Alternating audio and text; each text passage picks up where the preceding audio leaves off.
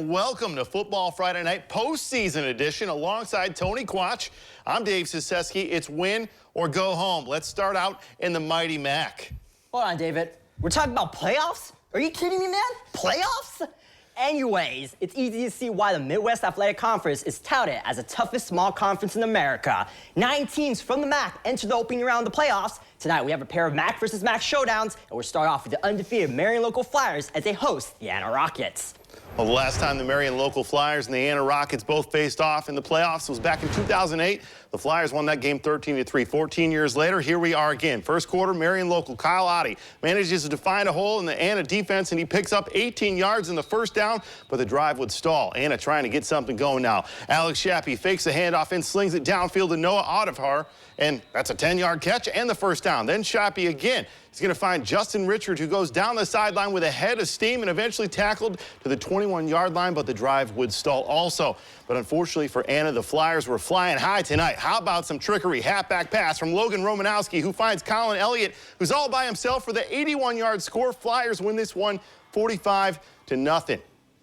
Coldwater Cavs hosting the North Union Wildcats opening round of postseason play. Cavs bringing in a lethal offense, averaging nearly 35 points a game. Second quarter, Cavaliers looking efficient. On 2nd and 9, Braylon Harlemer fakes a pass, twirls around, finds Jack Ebing here, who takes it 10 yards for the first down. Same drive, Harlemer analyzing the field and eventually dumps it to A.J. Harlemer, who brings in the ball all the way to the 19-yard line for another Coldwater first down. Next play, Jack Rowing with the carry, and check out the hurdle over the defender and down to the 1-yard line. That's a play of the week nominee right there, Tony. Next play, Jack Ebing with the 1-yard touchdown score. 41-7, your final there. Coldwater rolls.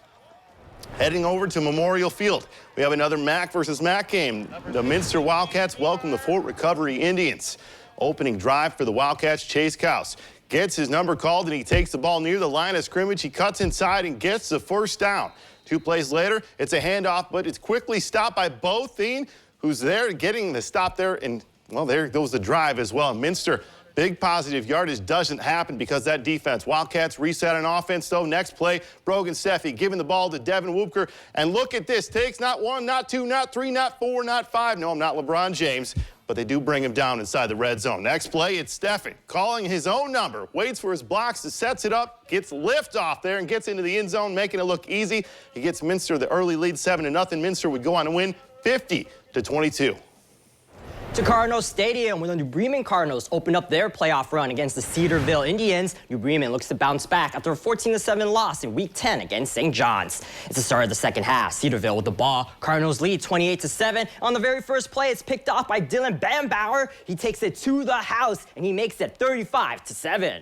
The road team gets the ball back afterwards. Interception return right here, but the play is over before it started. Ben Saylor driving the QB down as he gets the sack. Indians will eventually have to punt. Cards with the possession now. On the third play into the drive, it's David Holman tossing it up for Ben Saylor, and it's smooth sailing for Saylor. You can throw up 6 more on the board for the Cards. That gives the home team a 42-7 advantage. New Bremen will go on to win 49-7. We'll stick with the action in Auglaize County over in Wapakoneta. The 2022 WBL champions host the Wilmington Hurricanes. The Skins have won 9 straight games entering tonight. We pick up the action in the second half. Wapak up by 14. Jason Nals quickly adds 6 more to the board. The Skins will take a 21-0 lead after the drive. Wapak can play defense too. Corbin Mitchell and Jaden Rampula both meet at the quarterback keeper for a loss of 3. Hurricanes forced to punt. And on the punt return, the defense continues to shine. Mitchell comes up with a block, and Rampola recovers the football. The Skins take over on their 10-yard line. And on the very next play, Caleb Moore hands off to Connor Mextro, and he finds his way into the end zone. That makes it 27-0. Skins will win 28-14 to move on to the regional quarterfinals. We head west on State Route 33. St. Mary's Rough Riders take on the Buckeye Valley Barons. The Riders are riding a 5-game win streak into tonight's showdown. Opening quarter, St. Mary's with the ball. Carter Steinberg hands it off to Dominic Osborne, and Osborne will get the first down and more. The sophomore with a gain of 20 on the play. The Riders continue their drive. The ball is on the 11-yard line. Here's Aiden Hinkle taking it into the end zone for the touchdown. St. Mary's cracks the scoreboard first. They lead 7-0. In the second, Riders lead 7-6, and here's Hinkle again. He breaks away from his defender. The senior turns on the Jets for a 61-yard touchdown. Hinkle is now the 13th Rider to rush for 3,000 yards in his career as St. Mary's now leads 14-6. Barons now trail 14-12. Here's their two-point conversion attempt by Caleb Felber and Landon Zimmerman both put a stop to that play. St. Mary's wins 42-18 and advanced to the regional quarterfinals.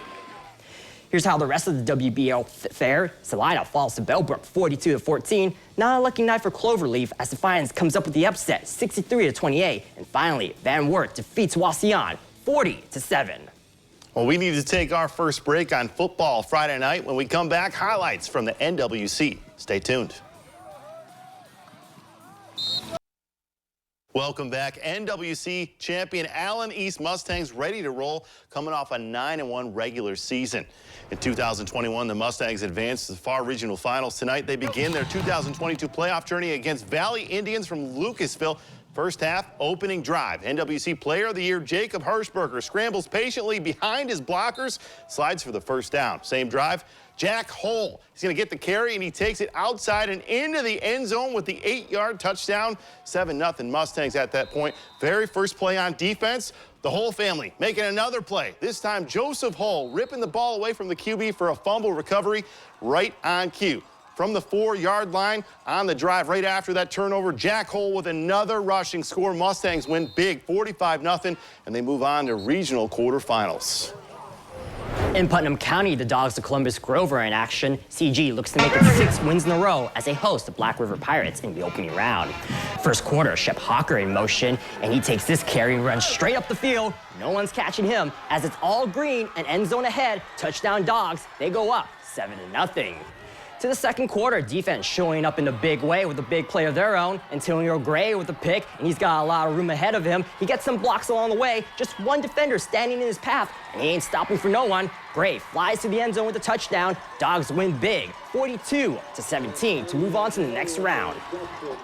The Jefferson Wildcats were also in action as they take down the Ayersville Pilots, 31-26. Now over to Justin Dirks with some NWCC action.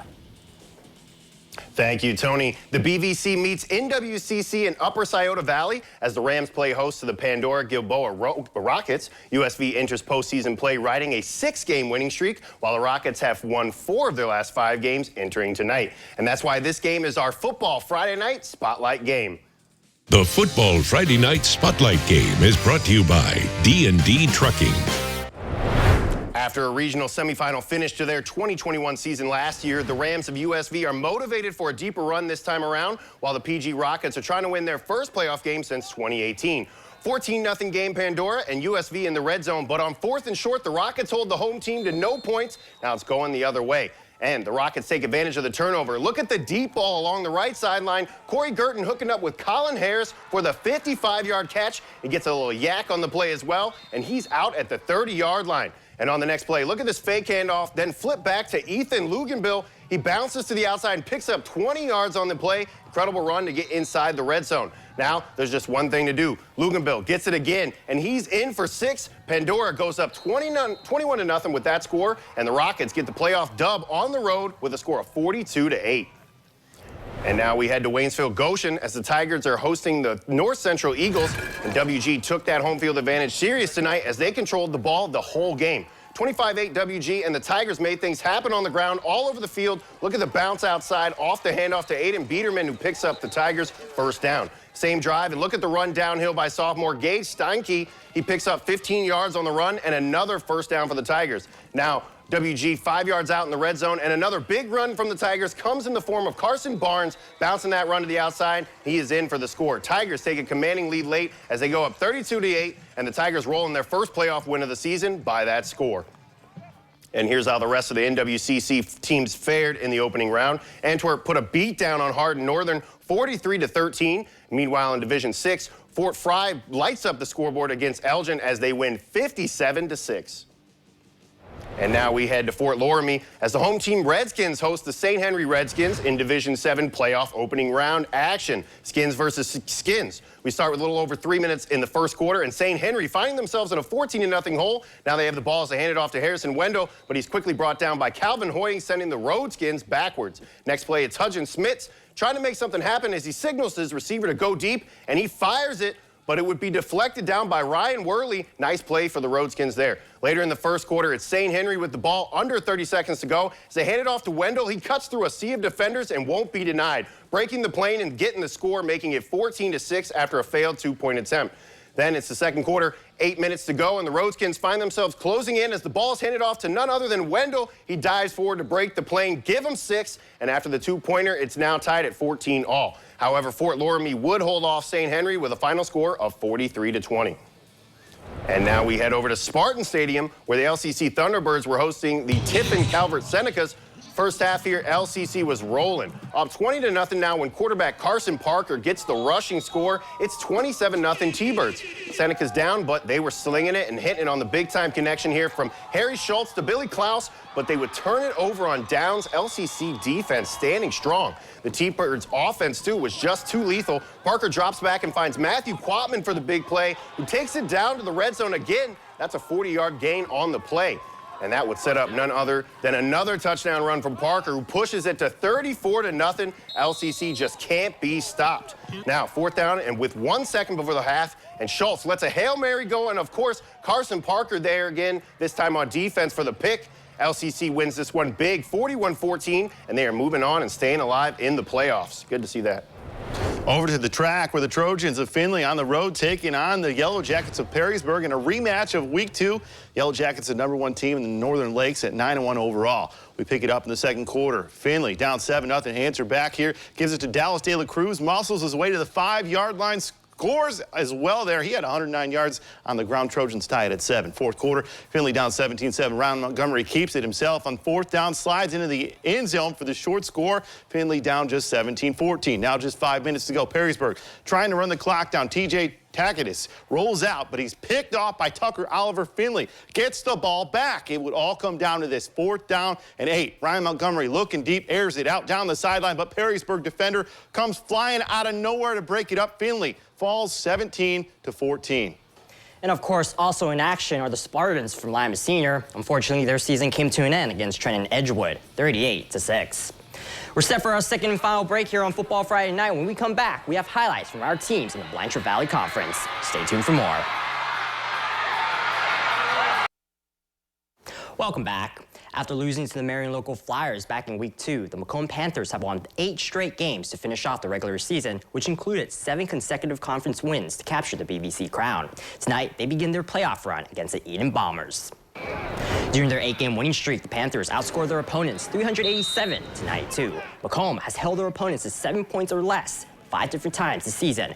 We pick it up in the second half. Macomb up 49-3. Eden takes to the sky, but the pass is complete, but the ball comes loose. Brad Mellis recovers it, but the Panthers return the ball back over to Eden. Bombers with the ball once more, and the QB decides to throw it again. The Panthers defense steps up big time.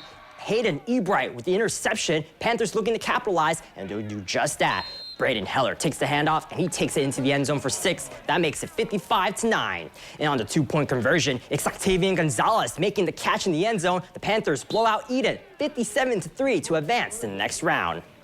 It's BBC versus Mac in Arlington. The Red Devils play host to the St. John's Blue Jays. Arlington trying to get in double digits in the win column for the first time since 2014. In the opening quarter, Grant Olm takes a snap, and he decides to take it himself. He goes up the middle and heads to the end zone for 6. The Blue Jays strike first. They take a 7-0 lead after the drive. Arlington with the ball now, and the Red Devils show that they can run too. That red streak is none other than Lucas Fenstermaker. The junior takes it all the way to the end zone. Arlington will tie things up at 7s after the extra point. Then in the second quarter, St. John is on the move. Clay Podubny with the ball. He's going to work his way into the end zone. That touchdown is going to make it 14-7 in favor of the Blue Jays. The Jays continue on to the next round with a 55-24 win against the Red Devils. NWOAL representing with Patrick Henry on the road, taking on Ottawa Hills Green Bears, the first place team in the Toledo area conference at 8-1. First half action, Ottawa Hills, Chase Miller to Sam McCaffrey, and that man was running like a Ferrari. No one catching him. Touchdown, Ottawa Hills. Patrick Henry says, listen, it's our turn this time. Nash Meyer is going to get his chance deep downfield to Aiden Berman for the long pass and catch. Touchdown, Patriots. Later, Meyer with a short QB run. Patrick Henry wins 18-10. They're going to move on to the next round. And that's all the time we have in Football Friday Night. Thank you to everybody out there that was part of it. Tony, see you next week. Yep, see ya.